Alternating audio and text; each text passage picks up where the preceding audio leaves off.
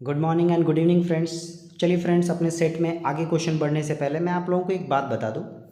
आप लोग का ये जो लास्ट में मैं 2-4 क्वेश्चंस मैथ्स के ले रहा हूं, इस मैथ्स वाले सेगमेंट में आपको क्या करना है, पेन पेपर के साथ रेडी रहना है और कोशिश करना है कि मैथ्स सीखते चले जाइए, क्योंकि मैं हमेशा कहता हूँ maths and reasoning both are same. और आपको पता है कि इसका रोल आपके एग्जामिनेशन में 75 क्वेश्चन का और द मोस्ट है। क्या है? द मोस्ट है। मैं थोड़ा सा अभी क्लासेस को अरेंज कर रहा हूँ और मे बी कि दुर्गा पूजा के बाद आपकी क्लासेस को रेगुलर कर दूँ। और बिलीव मी, अगर आपका मुझ पे भरोसा है तो हम लोग इस एग्ज़ाम को क्रैक भी करेंगे और कंप्लीट सिलेबस भी ख़त्म करेंगे। तब तक आप ये जो सेगमेंट में मैं थोड़ा थोड़ा बेसिक्स आपको बता रहा हूँ कैलकुलेशन इम्प्रूव करने का, जैसे मैंने लास्ट में 2-3 वीक में रीजनिंग भी आपको बताया है, उस रीजनिंग को थोड़ा सा ध्यान से देखेंगे तो आपका सारा प्रॉब्लम का सॉल्यूशन हो जाएगा और बहुत जल्दी होगा। तो मैथ्स वाले सेगमेंट में आप लोग बहुत अच्छे से क्वेश्चंस को बनाइए, देखिए कि ओरली क्वेश्चन कैसे डील होता है। तो चलते हैं हम लोग, चलिए हम लोग चलते हैं अपने इस सेट के पहले क्वेश्चन की ओर। पहला क्वेश्चन क्या कह रहा है? कह रहा है एक वित्तीय समावेशन एवं आर्थिक भागीदारी सुनिश्चित करने वाली महत्वाकांक्षी योजना का क्या नाम है। देखिए, वित्तीय समावेशन का मतलब फिनेंशियल इंक्लूजन और आर्थिक भागीदारी आप समझ रहे हैं। ऑप्शंस है प्रधानमंत्री मुद्रा योजना, सुकन्या योजना। ये रहा आंसर। आंसर क्या होगा? प्रधानमंत्री जन धन योजना। ये ऐसा योजना है जो वर्ल्ड रिकॉर्ड भी कायम किया था, है ना। लगभग 40 करोड़ खाता खुला था इसके तहत। और इस योजना की शुरुआत कब हुई थी? इस योजना की शुरुआत हुई थी 28 अगस्त 2014। कब? 28 अगस्त 2014 को इस योजना की शुरुआत हुई थी। चलते हैं अपने अगले क्वेश्चन में। अगला क्वेश्चन क्या है? सर्व शिक्षा अभियान निम्नलिखित में से किस आयु वर्ग के लिए है? तो देखिए, ऑप्शंस आप देखेंगे तो शायद आपको क्लियर कट हो जाएगा। ऑप्शन क्या है? 3 से 10, 4 से 8, 5 15 और 6 14। तो आंसर क्या होगा? सर्व शिक्षा अभियान 6 से 14 वर्ष के बच्चों के लिए है। किसके लिए? 6 से 14 वर्ष के बच्चों के लिए। और आप लोग को पता है कि एक फंडामेंटल राइट भी बन चुका है अभी, है ना, जिसके तहत 6 से 14 वर्ष के आयु के बच्चों को एजुकेशन प्रोवाइड करना मैंडेटरी है। चलें नेक्स्ट क्वेश्चन देखिए, आपको शायद वही है। शिक्षा का अधिकार अधिनियम 2009 किसकी आयु के बच्चों के लिए लागू है? वंस मोर, ये भी आंसर क्या होगा आपका? वेरी गुड, इसका आंसर आप लोग कमेंट बॉक्स में डालें। आंसर नंबर सी, ये क्या है? 6 से 14 वर्ष है। और शिक्षा का अधिकार कानून कब आया आपका? 2009 में। और लागू कब से है ये याद रखिएगा, हमारा लागू है 1 अप्रैल 2010 से शिक्षा का अधिकार कानून लागू हुआ है। चलें आगे। नेक्स्ट क्वेश्चन क्या है आपका? विश्व स्वास्थ्य संगठन का मुख्यालय कहाँ है? याद रखिएगा, वर्ल्ड हेल्थ ऑर्गेनाइजेशन का मुख्यालय ऑप्शन जेनेवा, पेरिस, लंदन और न्यूयॉर्क। तो आंसर क्या है? जेनेवा में है। कहाँ है? जेनेवा है। अब हम बात कर लें वर्ल्ड स्वास्थ्य संगठन, तो हम लोग ये बोलें कि विश्व स्वास्थ्य दिवस कब मनाया जाता है? तो याद रखिएगा, ये दिवस मनाया जाता है 7 अप्रैल को। हर वर्ष 7 अप्रैल को विश्व स्वास्थ्य दिवस मनाया जाता है। तो 2023 का स्वास्थ्य दिवस का थीम क्या है? तो याद रखिएगा, थीम है हेल्थ फॉर ऑल। क्या थीम है? Health for all. याद रखेंगे, क्या थीम है? Health for all. चलें नेक्स्ट क्वेश्चन इससे बन सकता है आपका कि विश्व स्वास्थ्य संगठन का मुख्यालय आपका जेनेवा में है। अच्छा, हम लोग 7 अप्रैल को ही क्यों मनाते हैं? तो याद रखिएगा, विश्व स्वास्थ्य संगठन का जो फाउंडेशन हुआ था वो हुआ था 7 अप्रैल 1948 में। कब हुआ था? 7 अप्रैल 1948 में होता है, इसलिए 7 अप्रैल को हम लोग विश्व स्वास्थ्य दिवस मनाते हैं। चलें आगे। नेक्स्ट क्वेश्चन क्या है आपका? अलेक्जेंडर फ्लेमिंग को निम्नलिखित में से किस खोज का श्रेय जाता है? तो याद रखिएगा, आप लोग को ये शायद आंसर कुछ लोगों को पता भी होगा। ऑप्शन ए क्या कह रहा है? ऑप्शन ए कह रहा है एक्सरे, गुरुत्वाकर्षण, पेंसिलिन, इनमें से कोई नहीं। तो हम लोग बात कर रहे हैं अलेक्जेंडर फ्लेमिंग की, तो आंसर क्या होगा? पेंसिलिन होगा, है ना। क्या होगा? पेंसिलिन। जब बात करेंगे एक्सरे का, तो इसका है WC रोंटजन। क्या नाम है उनका? WC रोंटजन, ठीक है। और गुरुत्वाकर्षण के लिए किसका? न्यूटन, ठीक है। और आपको अलेक्जेंडर फ्लेमिंग किसके लिए है? पेंसिलिन के लिए है। नेक्स्ट क्वेश्चन क्या है आपका? भारतीय संविधान का निम्न में से कौन सा अनुच्छेद यह प्रावधान करता है कि राज्य ग्राम पंचायत के गठन के संबंध में उचित कदम उठाएगा? तो ये देखिए, ये आंसर आप लोग को आ जाना चाहिए। जो कंटिन्यू इस क्लास को फॉलो कर रहे हैं उसको ये आंसर का जवाब, इस क्वेश्चन का जवाब देना है कमेंट बॉक्स या लाइव चैट में। ऑप्शंस 40, 39, 26 और 68 नंबर आर्टिकल कौन सा है वो आप मुझे बताते हैं। नेक्स्ट क्वेश्चन क्या है, झूलन गोस्वामी जिन्होंने हाल ही में अपनी सेवानिवृत्ति की घोषणा की है, यानी कि रिटायरमेंट की घोषणा की है, वह कौन सा खेल खेलती थी। तो याद रखिएगा आप लोग, जब हम लोग बात करते हैं झूलन गोस्वामी तो काफ़ी लोग इंटरेस्टेड हैं इस गेम से, जिसको क्रिकेट कहते हैं। तो झूलन गोस्वामी बेसिकली किससे रिलेटेड है, क्रिकेट से रिलेटेड है ना। तो आंसर क्या होगा आपका बी। याद रखिएगा, झूलन गोस्वामी ने पूरे वर्ल्ड मतलब पूरे विश्व में वनडे में सबसे ज़्यादा विकेट अगर किसी ने लिया है वुमेन्स में तो वो कौन है, झूलन गोस्वामी है। नेक्स्ट क्वेश्चन कह रहा है, जनगणना 2011 के अनुसार भारत में महिला पुरुष लिंगानुपात क्या है। तो देखिए ये लिंगानुपात कौन सा होगा, ये होगा 943/1000। याद रखिएगा 943 क्या है, आपके विमेन की बात हो रही है और 1000 मेन की बात हो रही है। तो लिंगानुपात कहते हैं प्रति 1000 पुरुष पे महिलाओं की संख्या को हम लोग क्या कहते हैं, लिंगानुपात कहते हैं। चलें आगे। नेक्स्ट क्वेश्चन क्या कह रहा है आपका, अकबर ने निम्नलिखित में से किस नगर की स्थापना की और उसे अपनी राजधानी बनाई। तो याद रखिएगा, ऑप्शंस देख लेते हैं हम लोग, दिल्ली, बुरहानपुर, आगरा और फतेहपुर सिकरी। तो अकबर ने फतेहपुर सिकरी को का एक शहर बसाया और साथ ही साथ उसको अपना राजधानी बनाया। अच्छा, जब बात करें कि फतेहपुर सिकरी का निर्माण अकबर ने कब कराया तो याद रखिएगा वो डेट है 1571। कब है, 1571। नेक्स्ट क्वेश्चन क्या है आपका, प्राचीन काल में गुप्त वाकाटक काल की प्रसिद्ध महिला शासक निम्नलिखित में से कौन थी। यानी कि सबसे पहले तो याद रखिए कि गुप्ता पीरियड के आसपास ये है, वाकाटक एक आपका क्या है, डायनेस्टी है। उसमें जो फीमेल जो शासिका बनी थी उसके बारे में पूछ रहा है कि वो कौन बनी थी। तो ऑप्शन है आपका कुबेरनाग, राजश्री, प्रभावती और कुमार देवी। तो आंसर क्या होगा, कुमार देवी होगा। क्या होगा, कुमार देवी होगा। अच्छा, हो सकता है डीप में क्वेश्चन ये पूछ दे कि वाकाटक का जो संस्थापक है ये कौन है। तो याद रखिएगा इसका संस्थापक है विंध्य शक्ति। कौन है संस्थापक, विंध्य शक्ति इसके संस्थापक हैं। चलें आगे। नेक्स्ट क्वेश्चन है क्वेश्चन नंबर 11। क्या कह रहा है, अधिकार परीक्षा का क्या अर्थ है। तो देखिए आर्टिकल 32 हम लोगों ने कई बार पढ़ा है। आर्टिकल 32 में 5 काइंड के रिट्स हैं, याचिका हैं।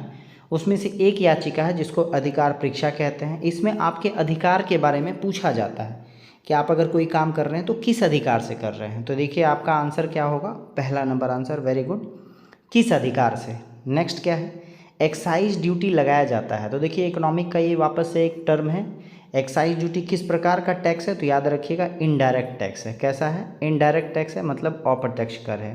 अच्छा, ये किस पे लगाया जाता है, ये लगाया जाता है वस्तुओं के उत्पादन पे। किस पे लगाया जाता है, वस्तुओं के उत्पादन पे एक्साइज ड्यूटी लगाया जाता है। नेक्स्ट क्वेश्चन क्या है आपका, किस मामले में सर्वोच्च न्यायालय ने संविधान का आधारभूत ढांचा का सिद्धांत प्रतिपादन किया। यानी हम बात कर लें बेसिक स्ट्रक्चर ऑफ कॉन्स्टिट्यूशन, जिसके बारे में कहा गया कि आर्टिकल जो संविधान संशोधन है वो आर्टिकल 368 में है। तो 368 के तहत संविधान के फंडामेंटल राइट या किसी भी भाग में चेंजेस हो सकते हैं, लेकिन उस भाग में चेंज नहीं कर सकते जो कॉन्स्टिट्यूशन का बेसिक स्ट्रक्चर है। ठीक है, ऐसा किस में कहा, तो याद रखिएगा ऐसा कहा केशवानंद भारती मामले में। किस मामले में, केशवानंद भारती मामले में। और ये मामला कब का है, ये 1973 का मामला है, 1973 का मामला है। चलें आगे। नेक्स्ट क्वेश्चन क्या है आपका, केंद्रीय बैंक का कार्य करती है। आई होप सो ये इस क्वेश्चन का आंसर आप लोग देंगे कमेंट बॉक्स में मुझे, है ना। यहाँ क्या है, सेंट्रल बैंक ऑफ इंडिया है, क्षेत्रीय ग्रामीण बैंक है, स्टेट बैंक है, रिजर्व बैंक ऑफ इंडिया है। केंद्रीय बैंक का कार्य कौन करती है। नेक्स्ट, भारत में वर्तमान नीति आयोग के नए सीईओ कौन हैं। तो याद रखिएगा वर्तमान में नए सीईओ कौन है हमारे, बी आर सुब्रमण्यम। कौन है, बी आर सुब्रमण्यम। अच्छा, सुमन बेरी कौन है, याद रखिएगा ये उपाध्यक्ष है। क्या है, उपाध्यक्ष है। चलें आगे। नेक्स्ट क्वेश्चन क्या है हमारा, नेक्स्ट क्वेश्चन है हाल ही में किस संगठन द्वारा विकसित ट्रेनों के इंजनों पर डिवाइस लगाकर real time train information system को विकसित किया जा रहा है। क्या real time train information system, ये किसके द्वारा है, इसरो के द्वारा है। किसके द्वारा है, इसरो के द्वारा है। नेक्स्ट क्वेश्चन क्या है आपका, the Chipko movement a people's history नामक पुस्तक के लेखक कौन है। तो देखिए वापस से इस बुक को दोबारा पढ़ेंगे the Chipko movement a people's history नामक बुक किसके द्वारा लिखा गया है? ये लिखा गया है शेखर पाठक के द्वारा। किसके द्वारा लिखा गया है? शेखर पाठक के द्वारा लिखा गया है। नेक्स्ट क्वेश्चन क्या है? संसद द्वारा पारित विधेयकों पर राष्ट्रपति का हस्ताक्षर क्यों अनिवार्य है? ऑप्शन फर्स्ट पढ़ेंगे, वह कार्यपालिका का अध्यक्ष होता है। सही बात है, अगर कार्यपालिका का अध्यक्ष है तो इसलिए साइन चाहिए। वह कानून को लागू करने की जिम्मेदारी लेता है, इसी के साइन पे लागू होता है। वह राज्य के संप्रभुता का प्रतीक है, तो आंसर क्या होगा? तीनों आंसर होगा। चलें आगे। कोई भी बिल जो है आपका उस पर साइन फाइनली किसका होता है? राष्ट्रपति का होता है। उसका वजह में तीनों आंसर क्या होगा? सही होगा। नेक्स्ट क्वेश्चन है, ऐसी मुद्रा जिसका विनिमय दर सरकार द्वारा प्रभावित होती है। तो देखिए, सरकार द्वारा प्रभावित हो रही है मतलब वो नियंत्रित मुद्रा है। कैसी मुद्रा है? नियंत्रित है, जिसको प्रतिबंध में रखा गया है। तो ये आपका क्या है? प्रतिबंधित मुद्रा होगी। क्या होगी? प्रतिबंधित मुद्रा होगी। नेक्स्ट क्वेश्चन क्या है?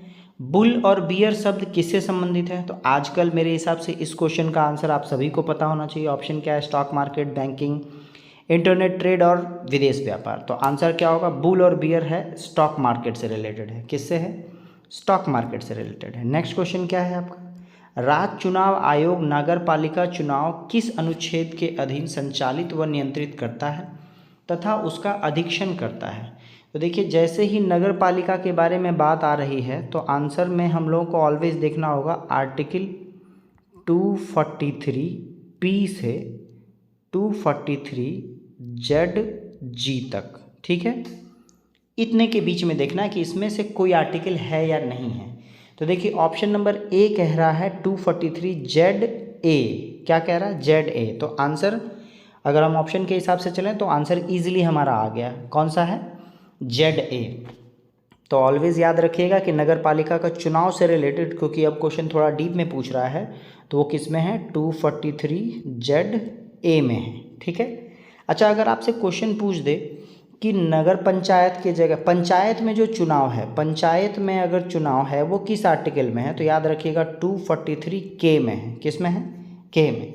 क्योंकि पंचायती राज के लिए जो आर्टिकल है वो 243 से लेके 243 तक होता है। कहाँ तक? ओ तक होता है। चलें आगे। इन चीज़ों को एकदम ध्यान से रखिएगा क्योंकि एग्जामिनेशन में बहुत डीपली पूछा जा रहा है आजकल। क्वेश्चन नंबर 22 क्या कह रहा है आपका? कौन सी समिति आपराधिक, राजनीतिज्ञ और नौकरशाही संबंध पर गठित किया गया था? तो याद रखिएगा ये कौन सी समिति थी? देखिए, तारकुंडे समिति, संथानन समिति, ये तो नहीं होगा। ये basically CVC, central vigilance commission है ना, सतर्कता आयोग की जो समिति का जो है वो कौन है? संथानम समिति है। नेक्स्ट हम बात कर लें किसकी? वोहरा समिति। तो यही आंसर होगा। आपराधिक, राजनीतिक और नौकरशाही संबंध पे गठित समिति कौन सा है? वोहरा समिति है। और ये याद रखिएगा CVC है ना, सतर्कता आयोग जो है वो संथानम समिति है।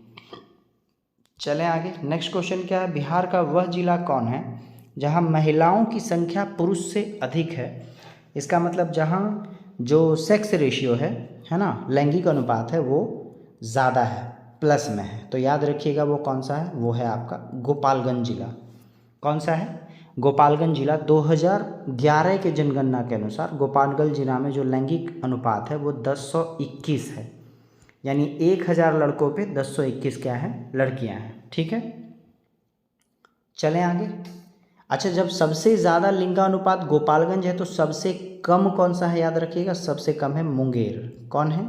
मुंगेर। और अभी जो भी डेटा आपको मिल रहा है वो मिल रहा है 2011 जनगणना के अनुसार। तो मुंगेर का कितना है लैंगिक अनुपात? 876 है। कितना है? 876। जबकि पूरे भारत का लैंगिक अनुपात बात करें तो कितना है? 943 है। कितना है? 943 है। चलें आगे। नेक्स्ट क्वेश्चन क्या है आपका?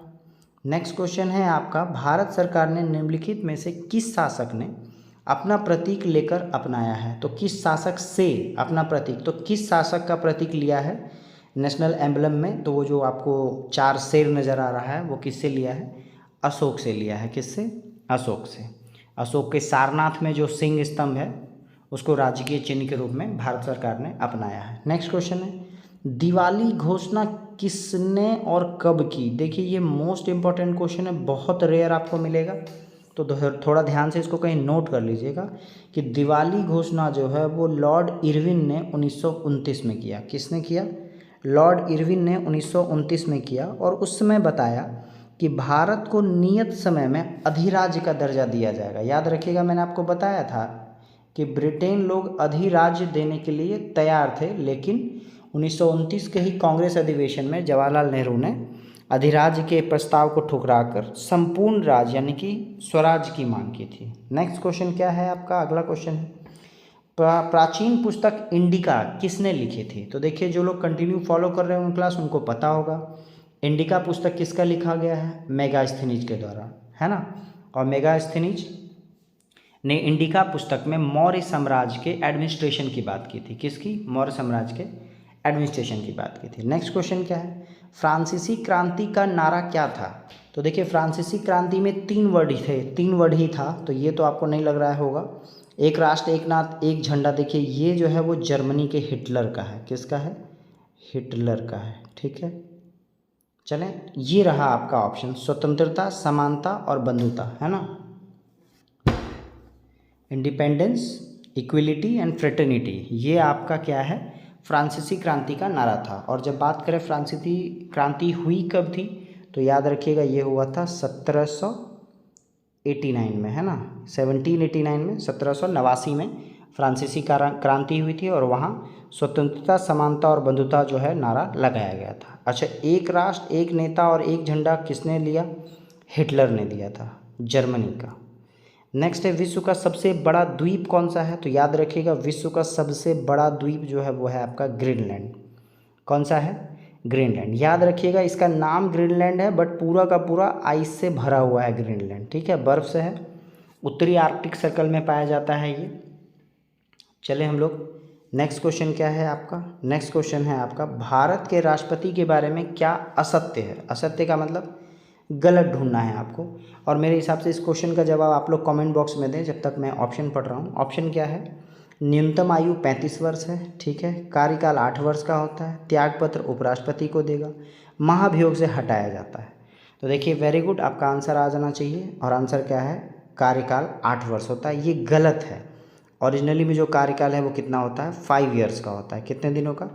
5 इयर्स का होता है। ठीक है, नेक्स्ट अब बात कर लें क्वेश्चन इसकी कि महाभियोग, तो आर्टिकल 61 में 61वें संविधान के अनुच्छेद में जो है वो भारत के राष्ट्रपति के महाभियोग की चर्चा की गई है। किसकी चर्चा हुई है?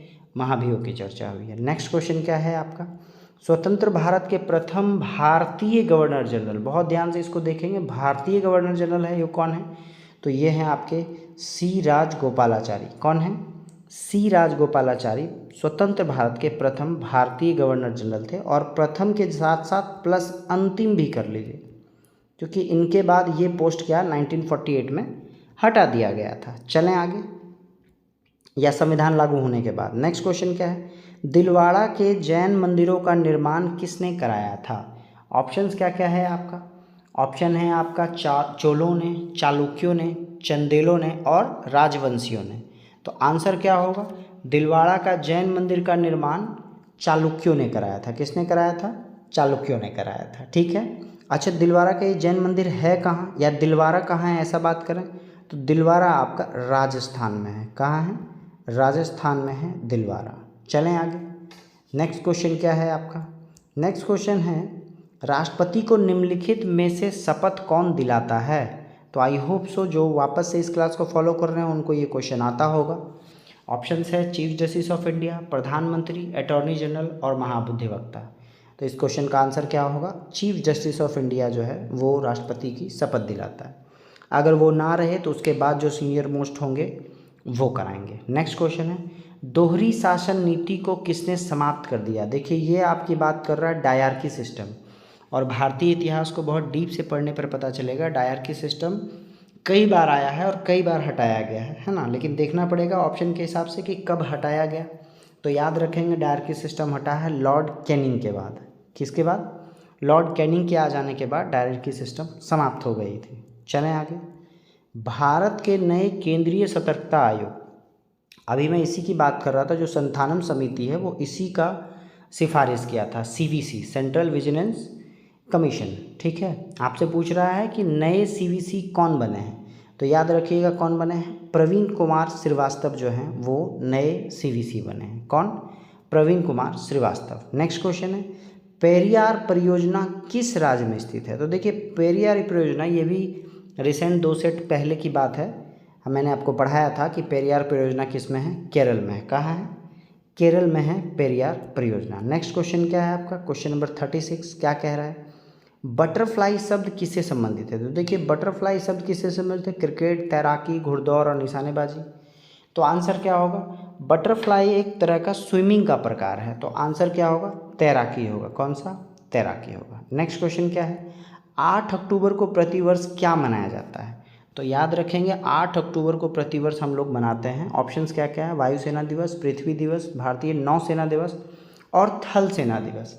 तो याद रखेंगे 8 अक्टूबर को हम लोग मनाते हैं भारतीय वायुसेना दिवस। ठीक है, अब हम बात कर लें कि नौसेना दिवस कब मनाते हैं, तो साथ साथ देख लेते हैं हम लोग। नौसेना दिवस है आपका 4 दिसंबर को। हर साल 4 दिसंबर को हम लोग नौसेना दिवस मनाते हैं। ठीक है, फिर बात कर लें पृथ्वी दिवस की। तो याद रखिएगा मैंने एक सेट में आपको बताया था कि पहले जल आया कि पहले थल आया, तो पहले जल, यानी कि जल की मात्रा ज़्यादा है। तो जल है आपका 22 मार्च को। कब है? 22 मार्च को। और पृथ्वी उसके जस्ट 1 महीना बाद आया है, तो ये आपका क्या है? ये है 22 अप्रैल को। कब होगा? 22 अप्रैल को। और जब बात करेंगे भारतीय थल सेना, तो ये है 15 जनवरी। कब है? 15 जनवरी को हर साल भारतीय थल सेना दिवस मनाया जाता है। चलें आगे। नेक्स्ट क्वेश्चन क्या है आपका? शिवाजी सर्वाधिक किससे प्रभावित थे? तो याद रखिएगा शिवाजी की माँ का नाम है जीजाबाई, और वो अपने पूरे जीवन में सबसे ज़्यादा प्रभावित किससे थे? अपनी माँ से थे। ठीक है, चलें आगे। नेक्स्ट क्वेश्चन है, पूरा पाषाण काल में आदि मानव के मनोरंजन के साधन थे? तो याद रखिएगा पूरा पाषाण काल यानी कि आपको बात कर रहा है पाषाण काल की शुरुआत की बात है ना। पूरा पाषाण काल है, फिर मध्य पाषाण काल है, फिर नव पाषाण काल है। तो पूरा पाषाण काल में जो मानव का जो मनोरंजन का साधन था वो क्या? आखेट बोलते हैं, यानी कि शिकार बोलते हैं। क्या बोलते हैं? शिकार बोल लीजिए या आखेट बोल लीजिए। अच्छा, जब बात करें आग का आविष्कार कब हुआ था, तो याद रखिएगा आग का आविष्कार पूरा पाषाण काल में ही हुआ था, मतलब एंशियंट पाषाण काल की बात कर रहे हैं। फिर आता है मध्य पाषाण काल, फिर आता है नव पाषाण काल। तो ये पुराने समय में ही आग का फॉर्मेशन हो गया था। नेक्स्ट क्वेश्चन की बात करें, क्वेश्चन नंबर 40, हाल ही में राजा राम मोहन राय राष्ट्रीय पुरस्कार से किसे सम्मानित किया गया है? तो याद रखिएगा ये किसे सम्मानित किया गया है? तो आंसर है आपका A.B.K. प्रसाद। क्या नाम है इनका? A.B.K. प्रसाद को जो है आपका राजा राम मोहन राय से सम्मानित किया गया। अच्छा, एक नाम आपको ऑप्शन बी में दिख रहा है, डॉक्टर माधव हाड़ा। लास्ट सेट में हम लोगों ने शायद पढ़ा था, इनको मिला है 32वां 32nd क्या मिला है? बिहारी पुरस्कार मिला है। क्या मिला है? 32वां बिहारी प्राइज़ मिला है। कब के लिए? 2022 के लिए। कब के लिए? 2022 के लिए 32वां बिहारी पुरस्कार किनको मिला है? डॉक्टर माधव हाड़ा को मिला है। और राजा राम मोहन राय राष्ट्रीय पुरस्कार से किसे सम्मानित किया गया है? A.B.K. प्रसाद को। चलें आगे। निम्नलिखित में से कौन भारत छोड़ो आंदोलन में शामिल नहीं था? अगर आप ऑप्शंस को बहुत ध्यान से देखेंगे तो आपको कुछ न कुछ माइंड में क्लिक करेगा। भारत छोड़ो आंदोलन में गांधी जी थे, सरदार पटेल थे, पंडित नेहरू थे, तो कौन नहीं थे आपके?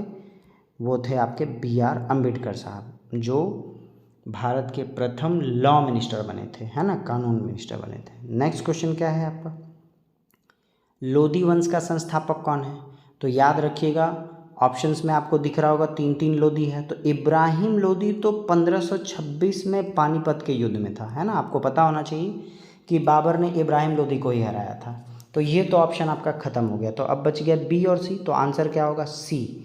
बहलोल लोधी जो है वो क्या है? लोधी डायनेस्टी का क्या है? संस्थापक है। चलें आगे। नेक्स्ट क्वेश्चन क्या है आपका?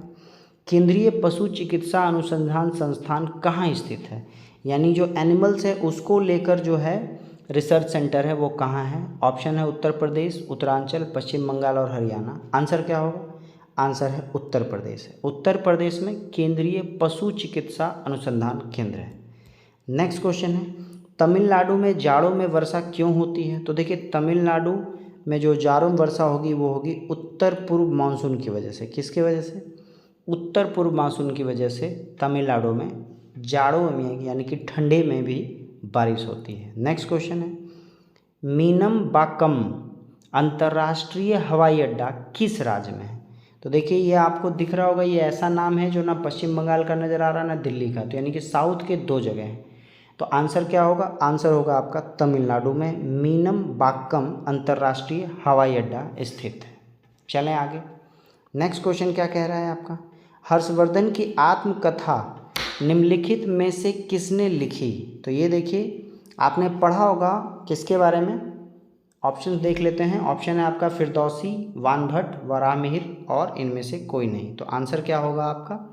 आंसर होगा वानभट्ट, क्योंकि वानभट्ट ने 2 बुक लिखी है, एक कादम्बरी और दूसरा हर्षचरित्र। किसके बारे में? कादम्बरी और हर्षचरित्र। तो जो हर्षचरित्र बुक है वो है हर्षवर्धन के रिलेटेड।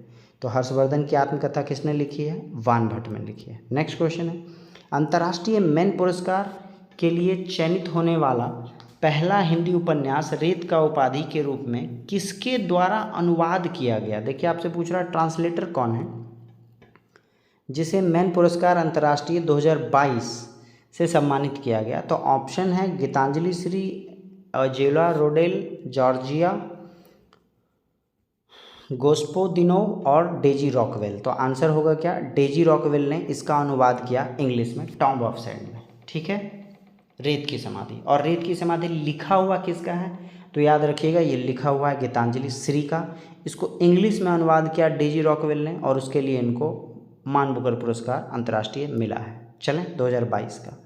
नेक्स्ट क्वेश्चन है क्वेश्चन नंबर 48 क्या कह रहा है?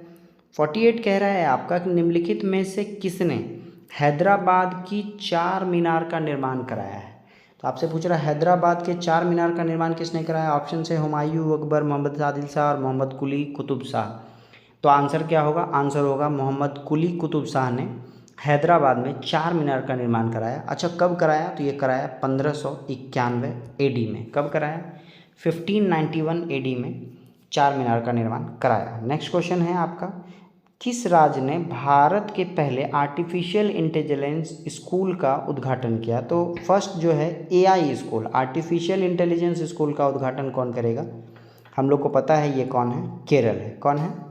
केरल है। अच्छा इस स्कूल का क्या नाम है अगर ये पूछा जाए तो याद रखिएगा इस स्कूल का नाम है शांतिगिरी। क्या नाम है? शांतिगिरी। ठीक है, विद्या भवन। ये आप याद रखिएगा कि जो इंडिया का फर्स्ट AI स्कूल है उसका नाम है शांतिगिरी विद्या भवन और ये कहाँ है, किस राज्य में है? केरल में है। ठीक है, चलें आगे। नेक्स्ट क्वेश्चन क्या है आपका, निम्नलिखित में से किस भारतीय राज्य को उसकी अनूठी स्थलाकृति के कारण लाल नदी और नीली पहाड़ियों की भूमि के नाम से जाना जाता है? अच्छा जैसे ही लाल नदी आया ना तो मुझे याद आया ब्रह्मपुत्रा रिवर। क्या? ब्रह्मपुत्रा रिवर। अब ब्रह्मपुत्रा रिवर है कहाँ? तो याद रखेंगे वो असम से होता हुआ जाता है। तो आंसर क्या होगा? असम होगा। ये मेरे एजम्पशन से है, इस तरह से मैंने याद किया है। ऐसे डायरेक्ट भी आप याद कर लीजिए कि कौन सा ऐसा राज्य है जिसको लाल नदी और नीली पहाड़ियों की भूमि कहा जाता है, तो वो कौन सा है? असम है। चलें आगे। नेक्स्ट क्वेश्चन है आपका साइंस का, फिर हम लोग ले लेते हैं 25 क्वेश्चन। एक्स किरणों में समाविष्ट है, यानी कि एक्स किरणों निम्न में से किससे रिलेटेड है? तो ऑप्शंस में आपको दिख रहा होगा विद्युत चुंबकीय विकिरण, यही है आपका एक्स किरण। केवल इलेक्ट्रॉन, केवल प्रोटॉन और केवल न्यूट्रॉन नहीं होगा। आंसर होगा विद्युत चुंबकीय विकिरण एक्स किरण से रिलेटेड है। नेक्स्ट है सिल्वर ब्रोमाइड का सिल्वर और ब्रोमीन में टूटना। तो जैसे टूटना आएगा तो इसको हम लोग क्या कहेंगे? अपघटन कहेंगे। क्या कहेंगे? अपघटन कहेंगे। एक उदाहरण है और अभिक्रिया आपसे पूछ रहा था, संयोजन, उदासीकरण है ना, उपापचय। तो अपघटन प्रक्रिया है जिसमें सिल्वर और ब्रोमीन क्या होगा? अलग अलग हो जाएगा। वह भारतीय वैज्ञानिक जिसने भौतिक विज्ञान में नोबेल पुरस्कार प्राप्त किया। तो फिजिक्स में नोबेल पुरस्कार किसको मिला है? क्वेश्चन ये पूछ रहा है। तो फिजिक्स में नोबेल पुरस्कार, ऑप्शंस को अगर देखेंगे आप तो आपको पता चलेगा कि डॉक्टर CV रमन को फिजिक्स का नोबेल पुरस्कार मिला है। ठीक है, और भारत में जो राष्ट्रीय विज्ञान दिवस मनाते हैं वो इन्हीं के जन्मदिन पे मनाते हैं। नेक्स्ट क्वेश्चन क्या है आपका, यदि किसी व्यक्ति को पीठ पर चोट लगी हो तो कृत्रिम श्वास देने के लिए कौन सी विधि का प्रयोग किया जाता है? देखिए one of the most important question है और बहुत टेक्निकल क्वेश्चन है। बहुत अच्छे से आप इसको सर्च करेंगे तभी जाकर इसका आउटपुट निकलेगा। ये जो विधि है इसको कहा शेफर विधि। कौन सा विधि? शेफर विधि। स्पेलिंग देख लीजिए जिससे आपको सर्च करना आसान हो जाएगा। SCHAFFER। ठीक है, शेफर मेथड आप डालेंगे तो आपको यूट्यूब पे नज़र आएगा कि अगर किसी को कृत्रिम श्वास देनी हो तो क्या करेंगे। काफ़ी लोग ये मुंह से मुंह श्वास देना या मुंह का नाक के द्वारा भरना ऐसा सोचेंगे, लेकिन आंसर क्या होगा, शेफर विधि होगा। कब, जब, याद रखिएगा, पीठ पर चोट लगी हो। ठीक है, ये बहुत ध्यान देने वाली बात है। नेक्स्ट क्वेश्चन है, मवेशियों के मुंह फट रोग किस सूक्ष्म जीवों के कारण होता है। तो ये रोग कौन सा है, वायरस की वजह से होता है। किसकी वजह से होता है, वायरस सूक्ष्म जीवों के कारण मुंह फट रोग होता है। मवेशियों का मतलब जानवरों का। निम्नलिखित में से किस जीव के 3 हृदय होते हैं। याद रखिएगा, जो स्तनपायी होता है मैमल्स होता है, और साथ ही साथ एलिगेटर हो गया, मगरमच्छ हो गया, है ना। इन सब को कितने होते हैं, हृदय का चैम्बर कितना होता है, 4 होता है। टोटल कितने चैम्बर होंगे, 4 चैम्बर होते हैं इन सभी को। आपसे पूछ रहा है कि ऐसा कौन है इन चारों ऑप्शन में से जिसके पास टोटल 3 चैम्बर है। तो आंसर क्या होगा, आंसर होगा आपका स्क्विड। ये स्क्विड एक ऐसा जीव है जो कि शार्क और व्हेल की तरह समुद्र का विशाल जीव माना जाता है, और इसके पास टोटल अर्थ में कितने चैम्बर हैं, 3 चैम्बर हैं। नेक्स्ट क्वेश्चन है, यदि लाल फूल को हरे शीशे में देखा जाए, तो वापस से इस क्वेश्चन को आप लोग वापस से लाइव चैट या कमेंट में लिखेंगे कि लाल फूल को जब हरे शीशे में देखा जाता है तो क्या मिलता है, किस कलर का दिखेगा। तो लाल, काला, हरा और सफ़ेद। तो आंसर क्या होगा, काला होगा। नेक्स्ट क्वेश्चन क्या है, यदि किसी कार के टायर में हवा का दबाव कम हो तो रिजल्ट क्या होगा। तो रिजल्ट देखिए, आपका ऑप्शन में ऑल ऑफ दिस कहीं नहीं दिया तो पढ़ना पड़ेगा। यात्रियों को आराम में कमी नहीं, ईंधन की अधिक खपत, ये होगा। आपने नॉर्मल जो भी बाइक राइडर है उनको पता होगा कि जो चक्का है उसको अगर मोटा कर दें तो ऑलवेज़ क्या होता है, आपकी गाड़ी की इफ़िशियंसी, जो फ्यूल की इफ़िशियंसी है वो कम हो जाती है। और हवा अगर कम रहेगा तो ऑलवेज चक्का क्या होगा, दबा हुआ फील होगा। तो ऑलवेज़ याद रखेंगे, इसमें ईंधन का अधिक खपत होगा। ठीक है, चलें आगे। नेक्स्ट क्वेश्चन है, वातानुकूलन में यानी कि एसी की बात कर रहा है, किन पैरामीटर को नियंत्रित किया जाता है। तो याद रखिएगा, एसी जो है वो टेम्परेचर के साथ साथ ह्यूमिडिटी दोनों को कंट्रोल करता है। ठीक है, किसके किसके साथ, वायु का ताप और आर्द्रता दोनों को कंट्रोल करता है। चलिए फ्रेंड्स, अपने अगले क्वेश्चन की ओर देखते हैं। सूर्य की ऊर्जा का स्रोत किस प्रक्रिया में निहित है। देखिए ये क्वेश्चन अगेन आप मुझे फॉलो कर रहे हैं तो आपको आंसर आना चाहिए कि आपसे पूछ रहा है कि सूर्य में जो ऊर्जा होता है वो कौन से रासायनिक अभिक्रिया के फलस्वरूप मिलता है। ऑप्शन क्या है आपको, फोटो इलेक्ट्रिक, नाभिकीय विखंडन, तापीय ऊर्जा और नाभिकीय संलयन। तो आंसर क्या होगा, नाभिकीय संलयन होगा। जब मैंने आपको बताया कि 2 हाइड्रोजन कंबाइंड होकर एक हीलियम बनता है और फिर हीलियम 150 डिग्री सेल्सियस पे टूट के हाइड्रोजन बनता है, फिर हाइड्रोजन बन के हीलियम, तो ऐसे चलता जाता है। तो नाभिकीय संलयन अभिक्रिया है आपका सूर्य में ऊर्जा का वजह, है ना। नेक्स्ट क्वेश्चन क्या है आपका, श्वेत प्रकाश को भिन्न भिन्न रंग में विभक्त करने के लिए निम्नलिखित में से किसका प्रयोग किया जाता है। अगेन जो भी साइंस बेसिक्स थोड़ा बहुत भी पढ़े हैं उनको पता होगा इसका आंसर। ऑप्शन है कांच की सिल्ली, उत्तल लेंस, अवतल लेंस और प्रिज्म। तो याद रखिएगा, प्रिज्म में हम अगर लाइट वाइट रे को क्रॉस कराएंगे तो 7 डिफरेंट कलर में विभक्त हो जाता है, जिसमें सबसे ज़्यादा जो डेविएशन होता है वो होता है आपके वायलेट का और सबसे कम होता है रेड का। ठीक है, नेक्स्ट कह रहा है रेडॉक्स अभिक्रिया की पहचान कीजिए। याद रखिएगा, रेडॉक्स अभिक्रिया ऑक्सीजन का जुड़ना और हटने से रिलेटेड है ना। ऑक्सीकरण और अभिकरण दोनों जब साथ हो तो उसको हम लोग कहते हैं रेडॉक्स अभिक्रिया। देखिए तीनों अभिक्रिया को एग्जामिनेशन में, जैसे कम पढ़े लिखे हैं आप, मतलब बहुत ज़्यादा प्रैक्टिस नहीं किया, अगर ऑप्शन से डिकोड करना है तो देखिए आप बहुत ध्यान से अगर ऑक्सीजन पे फोकस करें तो यहाँ जो ऑक्सीजन है वो दोनों में आ गया है। ठीक है, इस वाले में तो खैर ऑक्सीजन है ही नहीं आपका, यहाँ वाले में आपको दिख रहा होगा ऑक्सीजन यहाँ है एक जगह और ये फिर वापस से तीनों जगह है। तो रेडॉक्स अभिक्रिया में क्या होता है, एक जगह टूटेगा और एक जगह जुड़ेगा, ये आप ध्यान रखिएगा। तो देखिए MnO2 में Mn से ऑक्सीजन छूट जा रहा है और O में यहाँ पर हाइड्रोजन में जुड़ जा रहा है। तो इस ऑप्शन के अकॉर्डिंग मैं अगर बात करूँ तो रेडॉक्स अभिक्रिया कौन सा होगा, बी नंबर आपका है, वो आपका क्या है, रेडॉक्स अभिक्रिया। चलें आगे। नेक्स्ट क्वेश्चन है, विद्युत चुंबक का प्रयोग किया जाता है। तो देखिए कंप्यूटर में, मोटर में, धुलाई मशीन में नहीं, आवाहन घंटी में, जो कॉलिंग बेल होता है पुराने ज़माने का, स्विच दबाने के बाद बाहर वो क्या होता है, बेल बजने लगता है, उसमें होता है विद्युत चुंबक का यूज। नेक्स्ट क्वेश्चन क्या है आपका, पानी में अंशतः डूबी हुई छड़ी मुड़ी हुई प्रतीत होती है, क्या कारण है। तो देखिए जब आप पढ़ेंगे प्रकाश का रिफ्रैक्शन, जिसको हम कहते हैं अपवर्तन, अपवर्तन की वजह से अगर पानी में आपका कोई छड़ी डूबा हुआ है तो वो आपको कैसा फील होगा, टूटा हुआ या टेढ़ा फील होगा। चलें नेक्स्ट क्वेश्चन है, एक डायोड क्या होता है? अब ऑप्शन में दिया है केवल एक दिशा में चलता है, दोनों दिशा में चलता है, बिल्कुल भी चालन नहीं करता है, वोल्टेज प्रयुक्त करने से क्षतिग्रस्त हो जाता है। तो आंसर क्या होगा? याद रखिएगा, एक डायोड केवल एक ही दिशा में चलता है। ठीक है, चलें आगे। नेक्स्ट क्वेश्चन क्या है आपका?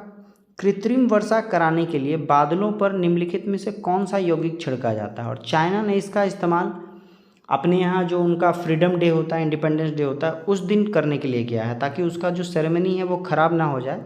उसके लिए इस केमिकल का यूज़ किया, और उस केमिकल को क्या कहते हैं? AgI कहते हैं। क्या कहते हैं? AgI कहते हैं, यानी कि सिल्वर आयोडाइड कहते हैं। ठीक है, सिल्वर आयोडाइड का यूज़ हम लोग कृत्रिम वर्षा के रूप में करने के लिए करते हैं। नेक्स्ट क्वेश्चन, जब आसपास बादल कहीं छिड़ जाए वहाँ डाल दीजिए, बारिश होने लगेगी। घुमंतु पशुचारण में चरवाहे अपने जानवरों के साथ एक स्थान से दूसरे स्थान पर डैश के लिए निर्धारित मार्ग में भ्रमण करते हैं। तो चरवाहा जानवरों को लेकर कहाँ जाना चाहेगा? ऑप्शंस देख लीजिए आप। आश्रय तो बिल्कुल नहीं चाहेगा, पैसा भी नहीं चाहेगा, तो आंसर क्या हो जाएगा? चारे और पानी। ठीक है, नेक्स्ट क्वेश्चन क्या है आपका? किस पदार्थ को द्रव स्वर्ण कहते हैं? देखिए, लिक्विड गोल्ड किसको कहा जाता है? ऑप्शंस देखिए आपको। द्रव के रूप में स्वर्ण, सरसों तेल, द्रव के रूप में सोडियम, पेट्रोलियम। तो आंसर आप लोग को शायद आइडिया हो, आंसर क्या होगा? पेट्रोलियम को हम लोग क्या कहते हैं? द्रव स्वर्ण कहते हैं। ठीक है, डोलेमाइट सूत्र का क्या है फॉर्मूला? तो याद रखिएगा, डोलेमाइट सूत्र का फॉर्मूला है CaMCO3 2। ठीक है, डोलेमाइट सूत्र का क्या फॉर्मूला है? बी नंबर आंसर है। नेक्स्ट क्वेश्चन क्या है आपका? निम्न में से कौन सा एक ऊष्मीय ईंधन नहीं है? ऊष्मीय ईंधन का मतलब हीट से नहीं चलता हो।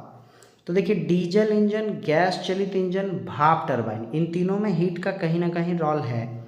जो आपका पवन चक्की है उसमें हीट का कोई रोल नहीं है। चलें, नेक्स्ट क्वेश्चन, निम्न में से सबसे अधिक कठोर कौन सा है? तो देखिए, ऑप्शन सी दिया है ऐसा: mild steel, cast steel, high speed steel और कांच। तो आंसर क्या होगा? हाई स्पीड स्टील जो है इन चारों में सबसे ज़्यादा कठोर है। अगर हम पृथ्वी पे बात कर लें कि सबसे हार्ड जो आपका कंपाउंड या सब्सटेंस है वो कौन सा है? वो है आपका डायमंड। कौन है?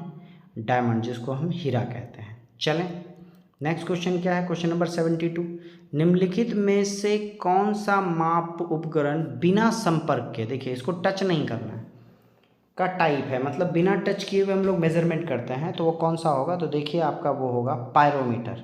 मैंने आपको बताया था PYRE, पायर का मतलब आग होता है, यानी कि हम लोग हीट इससे मेज़र करेंगे। और हीट मेज़रमेंट के लिए हम लोग को टच करने की ज़रूरत नहीं है, हम लोग दूर से ही, क्योंकि पायरोमीटर में बहुत ज़्यादा टेम्परेचर को हम लोग को मेज़र करना पड़ता है, इसलिए दूर से ही हम लोग मेज़रमेंट कर लेते हैं। चलें आगे। नेक्स्ट क्वेश्चन क्या है? जैसे सन का टेम्परेचर अगर मेजरमेंट करना है तो उसमें आप सटेंगे नहीं, उसको दूर से ही मेज़र कर लेंगे। निम्नलिखित में से किस गैस में विरंजन का गुण है? यानी कि सीधा सीधा आपसे पूछ रहा है विरंजक चूर्ण क्या होता है? Bleaching powder. तो ब्लीचिंग पाउडर में कौन सा गैस रिलीज होता है? तो वो होता है आपका कौन सा? क्लोरीन। क्या होता है? क्लोरीन। ठीक है, विरंजक चूर्ण में क्लोरीन गैस होता है। अच्छा, इसका फुल फॉर्म अगर जानना चाहें विरंजक चूर्ण का, अगर फॉर्मूला अगर जानना चाहें तो उसको बोलते हैं CaOCl2। क्या बोलते हैं? CaO है, A है कैल्शियम, ऑक्सीजन और क्लोरीन का 2 बॉन्ड, ये सब मिलके बनता है आपका विरंजक चूर्ण। तो आपको क्लोरीन उससे रिलीज होता है, मैंने पहले भी बताया आपको। नेक्स्ट क्वेश्चन, यदि किसी मशीन में अप्रमाणिक स्नेह तेल, यानी कि स्टैंडर्ड स्नेह तेल का यूज़ नहीं कर रहा है, स्नेह तेल का मतलब होता है लुब्रिकेंट, है ना, जैसे हम लोग ग्रीस का यूज़ करते हैं या साइकिल वगैरह में मोबिल का यूज़ करते हैं, तो अगर उसका उपयोग ना करें, स्टैंडर्ड ना हो, तो उसका परिणाम क्या होगा? तो देखिए, अगर स्टैंडर्ड नहीं है, अच्छी क्वालिटी का नहीं है, तो मशीन घिसने लगेगा, है ना। स्नेहक तेल का अधिक व्यय लगेगा, हर थोड़ी देर बाद हम लोग को उसमें लुब्रिकेंट डालना पड़ेगा, और मशीन चलने में आवाज़ भी होगी क्योंकि फ्रिक्शन भी होगा। बात समझ रहे हैं? अच्छा क्वालिटी का अगर लुब्रिकेंट यूज़ नहीं करेंगे तो बार बार यूज़ करना पड़ेगा। तो आंसर क्या होगा आपका? ऑल ऑफ दीज, तीनों आंसर होगा। नेक्स्ट, बिना पानी भरे ही यदि किसी विद्युत केतली की बिजली चालू हो जाए तो क्या होगा? तो देखिए, जब आप विद्युत वाला में केतली में अगर उसको ऑन कर देंगे हम लोग, तो उसमें क्या होगा? इलेक्ट्रिक कॉइल जल जाएगा। कहाँ है ऑप्शन में? ऑप्शन नंबर बी देखिए क्या है, इसकी विद्युत कुंडली जल जाएगी। चलें, अब देखिए मैथ्स के क्वेश्चन की बात कर लें। वंस मोर आप पेन पेपर के साथ तैयार रहेंगे। क्वेश्चन कह रहा है कुछ आदमी किसी कार्य को 60 दिन में पूरा करता है, और मैं फिर कहता हूँ बॉस, ऑल ऑफ यू बहुत ध्यान से समझिए, कैलकुलेशन का बहुत रोल है। अभी ये जो आपके पास 6-7 क्वेश्चन अभी हम लोग देखेंगे, इस सारे क्वेश्चंस को मैंने ओरली विथ ऑप्शन बनाया है, किसी में भी पेन नहीं लगाया है, तो आप भी बहुत ध्यान से समझिए, कहीं पेन लगाने की ज़रूरत नहीं। आपको कह रहा है कुछ आदमी किसी कार्य को 60 दिन में पूरा कर रहे हैं, तो x इंटू 60 मैंने सोच लिया, ठीक है, ये हो गया टोटल वर्क। यदि 8 आदमी और आ जाए मतलब x प्लस 8, तो आपको कह रहा है 10 दिन कम लगा मतलब 50। अब मैंने ऑप्शन देखा तो ऑप्शन में मैंने सोचा कि पहले जीरो वाले पे ट्राई करते हैं, तो मैंने 30 पे ट्राई किया तो 30 पे नहीं बना। सपोज दैट यहाँ 30 रख लें तो ये 1800 हो जाएगा, और 38 इंटू 50 करेंगे तो 1900 हो जाएगा, तो ये हमारा क्या होगा, गलत हो गया। फिर मैंने 40 पे ट्राई किया तो 40 इंटू 60 हमारा क्या हो गया, 2400 हो गया। और कह रहा है 8 आदमी और आ गए मतलब 48, और 10 दिन कम लगा है मतलब 50, 48 गुना 50 करेंगे तो भी 2400 हो जाएगा। तो मुझे इस क्वेश्चन को अटेम्प्ट करने में कितना टाइम लगा आप देख सकते हैं, है ना, हार्डली 8 से 10 सेकेंड लगा है, लेकिन कैलकुलेशन स्ट्रांग है तभी। नेक्स्ट क्वेश्चन है 3000 और 4000 के बीच ऐसी कौन सी संख्या है जो 30, 36 और 80 से पूरी विभाजित होगी। तो देखिए 30, 36, 80 में हम लोग को एलसीएम निकालना है सबसे पहले, तो हम बात कर लेते हैं पहले 30 और 80 का एलसीएम। तो 0 0 का तो 10 हो गया हमारे पास, इंटू 8 और 3 में 3 प्राइम नंबर है तो 24 हो गया, मतलब 240 हो गया। अब देखिए 240 में 36 का क्या है, तो याद रखिएगा 36 को हम 12 गुना 3 बोलेंगे, तो 12 तो है इसमें, बच गया क्या, 3 हो गया, तो 3 से मल्टीप्लाई कर देंगे तो हमारा आंसर क्या हो जाएगा, इन तीनों का एलसीएम हो जाएगा 720। और 3000 4000 के बीच में जाना है तो इसको 5 से गुना करना पड़ेगा, मतलब 3600। तो 3000 और 4000 के बीच में 3600 वो नंबर है जिसको हम लोग जो क्या कर रहा है, इस कंडीशन को पूरा पूरा सेटिस्फाई कर रहा है। चलें नेक्स्ट क्वेश्चन देखिए क्या। अच्छा, अगला क्वेश्चन जाने से पहले मैं आपको बता दूं 1/3 और 1/6 इसको ऐड करेंगे ना तो हाफ होता है, ये आप याद कर लीजिए या देख लीजिए बनाकर, 1/3 1/6 करने के बाद आधा होता है। अब हम लोग बात करें इस क्वेश्चन में, इस क्वेश्चन में आपको जितना पूर्णांक वाला डेटा है ना उसको अलग से ऐड कर लीजिए, क्योंकि सारा एडिशन है। तो 3 2 5 4 9 और 5 14 14 हो गया, प्लस अब मैं बात कर रहा था किसकी, फ्रैक्शन की। तो देखिए 1/3 1/6 1/2 मिलाकर 1 हो जाएगा। क्यों, क्योंकि मैंने अभी बताया इन दोनों को ऐड करेंगे तो हाफ होता है, तो हाफ यहाँ से और हाफ यहाँ से, ये क्या हो गया, 1 हो गया। टोटल कितना हो गया, 15 हो गया। और प्लस में ये देखिए 2/3 है, तो 15 2/3 आंसर होगा, और आंसर क्या है आपका, सी है। देखिए बिल्कुल क्लियर कट, मेरे साथ अगर चलेंगे तो बिल्कुल screen to screen question solve करना मैं सिखाऊंगा, बिल्कुल भी पेन लगाने की ज़रूरत नहीं है, थोड़ा सा होल्डिंग पावर अच्छा होना चाहिए। नेक्स्ट क्वेश्चन क्या है आपका, नेक्स्ट क्वेश्चन आपको दिख रहा होगा, दोनों डेटा सिमिलर दिख रहा है, आपको पूछ रहा है इसका 10%। तो किसी भी डेटा का 10% मतलब एक डिजिट पहले डेसिमल डाल देना है, मतलब ये हो गया आपका 242 और डेसिमल यहाँ पे, क्योंकि 2 डिजिट पहले तो था ही, है ना। और प्लस में फिर आपको ऐड करने बोल रहा है इसका 16%। तो देखिए आप वापस से मैं आपको बता दूं कि इसका 16% का मतलब बाय 100 करेंगे, और बाय 100 का मतलब 2 डिजिट के पहले यहाँ डेसिमल, मतलब 242 यहाँ डेसिमल इंटू 16। तो आप इन दोनों से अगर 242 कॉमन ले लें डेसिमल वाला एज इट इज़, तो हमारे पास आएगा 16, और यहाँ से कुछ नहीं है तो 1। तो आपके पास फाइनली जो आउटपुट होगा वो पॉइंट में 242 इंटू 17 हो जाएगा, ठीक है। अब बहुत ध्यान से ऑप्शन को देखिएगा, तो ऑप्शन में सारा अल्फ़ाबेट सेम है, यानी कि हम लोग को एग्जैक्ट आंसर पे पहुंचना है। तो देखिए 1 डिजिट के बाद डेसिमल गलत है, 4 डिजिट के बाद डेसिमल गलत है, 2 डिजिट के बाद डेसिमल ये भी गलत है, 3 डिजिट के बाद डेसिमल आएगा तो आंसर ये हो जाएगा। मेरी बात समझ रहे हैं, बहुत आगे जाने की ज़रूरत नहीं है, बेसिक आप कॉमन ले लेंगे और आउटपुट आपका आ जाएगा। नेक्स्ट क्वेश्चन क्या है, यदि 13 सेंटीमीटर भुजा वाले समचतुर्भुज, समचतुर्भुज का मतलब क्या हो गया आपका, जब आप किसी स्क्वायर को अगर लात मार देंगे तो वो क्या होगा, समचतुर्भुज बन जाएगा, जिसको हम रोम्बस कहते हैं। जैसे ये आपका स्क्वायर था, इसको अगर इस कोने से लात मार दें तो ये क्या हो जाएगा, ये आपका कुछ ऐसा दिखेगा। मेरी बात समझे, आपको कह रहा है ये 13 है, इसका एक डायगोनल जो है वो आपका 10 है, तो डायगोनल को हाफ करता है दूसरा डायगोनल, आधा कर देता है, तो 10 का आधा क्या हो जाएगा, 5 हो जाएगा। तो ये छोटू सोचिए 5 है यहाँ पे, और आपको पता है ये 90 डिग्री पे है, तो 5 और 13 का जो आपका ट्रिपलेट है वो क्या होता है, 12 होता है। तो ये वाला पार्ट आपका क्या हो गया, 12 हो गया, ये भी पार्ट क्या हो गया, 12 हो गया। तो दूसरा जो डायगोनल का लेंथ है वो कितना हो गया, 24 हो गया। और मुझे नहीं लगता कि इसमें कुछ भी लिखने की ज़रूरत है। थोड़ा अगर आपका होल्डिंग पावर है तो इस क्वेश्चन में लिखने की भी ज़रूरत बिल्कुल नहीं थी। नेक्स्ट क्वेश्चन क्या पूछ रहा है, 10% और 20% की दो अनुक्रमिक छूट एकल कितने के बराबर है।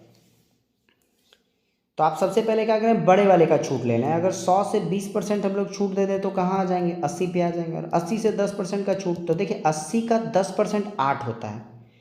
तो आप बहुत ध्यान से देखेंगे तो आपको पता चलेगा 20 रुपये आप यहाँ से छोड़ रहे हैं और 8 रुपये यहाँ से छोड़ रहे हैं, तो आंसर क्या हो जाएगा, 28 हो जाएगा। अब आप ऐसा मत कीजिएगा कि इसको घटा के 72 पे लाइएगा फिर इससे इसको घटाइएगा, ये गलत तरीका है। पहली बार में तो 20 छोड़े ही, अगली बार में जो बचा 80 उसका 10% 8 होता है, मतलब 20 और 8 28, आंसर ए सही होगा। बात समझ रहे हैं, टाइम बचाना सीखना है। नेक्स्ट कह रहा है, एक व्यापारी अंकित मूल्य पर 10% की छूट देने के बाद भी 15% का प्रॉफिट कमाता है। अच्छा देखिए, 10% का छूट देने के बाद भी 15% का प्रॉफिट कमाता है, इसका मतलब जो MP है वो 115 है और जो CP है वो आपका क्या है, 10% का छूट दिया ना तो वो आपका 90 हो गया, ऐसे समझिए। 15% का प्रॉफिट मतलब 100 आपका ओरिजिनल होना चाहिए था, उससे ही ऊपर। और 10% का आपको क्या कह रहा है, छूट बोल रहा है, तो 100 से नीचे आ गया तो 90, तो ये आपका CP, ये आपका SP। काटेंगे अगर 5 से तो हमारे पास आ जाएगा 23 पचे 115 और 18 पचे 90, तो 23/18 यानी आंसर ए आ जाएगा। चलें आगे। नेक्स्ट क्वेश्चन क्या कह रहा है, 80 लीटर मिश्रण में दूध और पानी का अनुपात। तो आई होप सो आप इस क्वेश्चन को बनाइए। मैं इस क्वेश्चन को कैसे बनाया था आप देख लेते हैं, एक बार पॉज करके आप देख लीजिए, समझने की कोशिश कीजिएगा। ये है आपका 27 5 32 और ये है आपका 80। तो आपको शुरुआत में नहीं दिखेगा लेकिन मुझे दिख रहा है कि ये 2.5 का मल्टीपल है। कितने का, 2.5 का मल्टीपल है। तो 2.5 का मतलब ये कितना हो जाएगा, बहुत ध्यान से समझिएगा। 25 गुना 27 करेंगे तो वापस से मैं आपको बता दूं, 25 के मल्टीपल में हम लोग जो नंबर होता है उसको 4 से डिवाइड करते हैं। तो 6 चौक 24 और बचा रिमाइंडर 3 का मतलब 75। तो ये देखिए आ गया 67.5। मेरी बात समझे, क्या किया मैंने, मुझे ये पता था सीधा सीधा कि 32 को 2.5 से गुना करेंगे तो आपका क्या आ जाएगा, 80 आ जाएगा। तो मैंने 27 को 2.5 से गुना किया और इसको भी 2.5 से गुना किया, तो ये आ गया 12.5। अब आपको कह रहा है कितना पानी मिलाएं कि 3:1 हो जाए। तो आप समझिए, समझाने के लिए मैंने आपको ये मल्टीप्लाई भी किया, अदरवाइज मुझे मल्टीप्लाई करने की जरूरत नहीं। इसको 3, ये 3 है आपका, तो 3 है मतलब इसको 3 से डिवाइड कर लेते हैं तो 1 के बराबर आ जाएगा।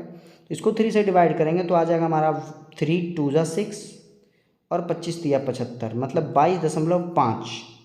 तो 12.5 में कितना लीटर ऐड कर लें, 10 लीटर ऐड करेंगे तो ये हो जाएगा 22.5। आई होप सो आप ये क्वेश्चन नहीं समझ पाए हों, लेकिन जब आप इसको बनाएंगे और पॉज कर करके धीरे धीरे समझेंगे तो आपको ये समझ में आ जाएगा। तो इस तरह से ओरली इसका आंसर क्या आएगा, 10 लीटर आएगा। चलिए, आई होप सो आप लोगों को क्लास में कुछ मज़ा आया हो, कुछ नया सीखने को मिला हो। All of you thank you यहाँ तक आने के लिए, धन्यवाद। Have a nice day.